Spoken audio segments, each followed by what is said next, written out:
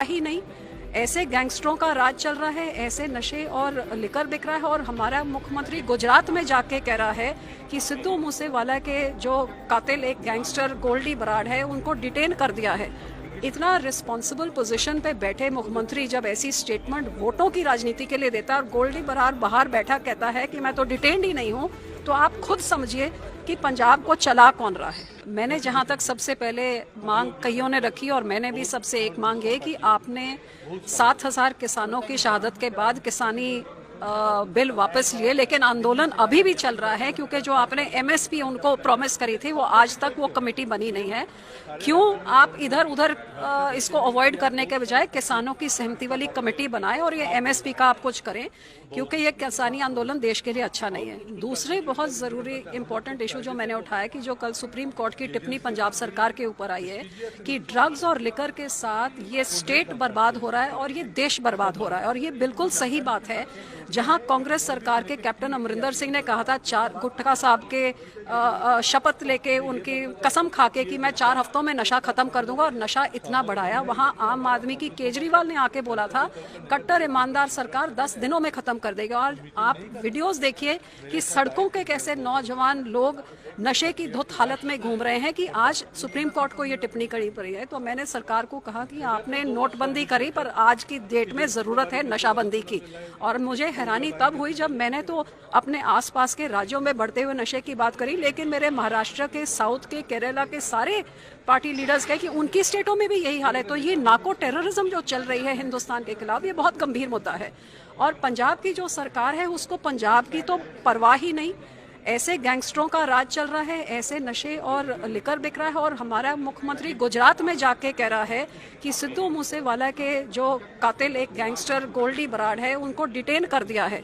इतना responsible position पे बैठे मुख्यमंत्री जब ऐसी स्टेटमेंट वोटों की राजनीति के लिए देता है और गोल्डी बराड़ बाहर बैठा कहता है कि मैं तो डिटेन्ड ही नहीं हूँ, तो आप खुद समझिए कि पंजाब को ही नहीं, ऐसे गैंगस्टरों का राज चल रहा है, ऐसे नशे और लिकर बिक रहा है। और हमारा मुख्यमंत्री गुजरात में जाके कह रहा है कि सिद्धू मूसेवाला के जो कातिल एक गैंगस्टर गोल्डी बराड़ है उनको डिटेन कर दिया है।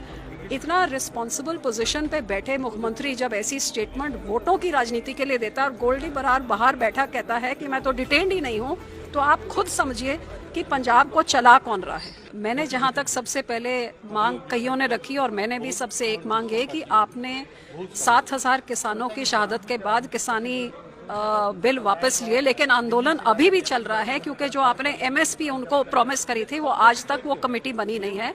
क्यों आप इधर उधर इसको अवॉइड करने के बजाय किसानों की सहमति वाली कमेटी बनाएं और ये एमएसपी का आप कुछ करें, क्योंकि ये किसानी आंदोलन देश के लिए अच्छा नहीं है। दूसरे बहुत ज़रूरी इंपॉर्टेंट इशू जो मैंने उठाया कि जो कल सुप्रीम कोर्ट की टिप्पणी पंजाब सरकार के ऊपर आई है कि ड्रग्स और लिकर के साथ ये स्टेट बर्बाद हो रहा है और ये देश बर्बाद हो रहा है, और ये बिल्कुल सही बात है।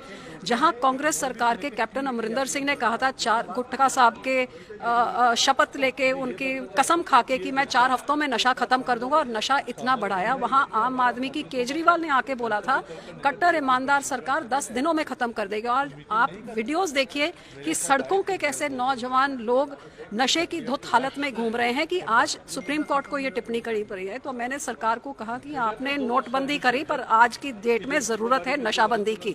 और मुझे हैरानी तब हुई जब मैंने तो अपने आसपास के राज्यों में बढ़ते हुए नशे की बात करी, लेकिन मेरे महाराष्ट्र के, साउथ के, केरला के सारे पार्टी लीडर्स कहे कि उनकी स्टेटों में भी यही हाल है। तो ये नार्को टेररिज्म जो चल रही है हिंदुस्तान के खिलाफ, ये बहुत गंभीर मुद्दा है।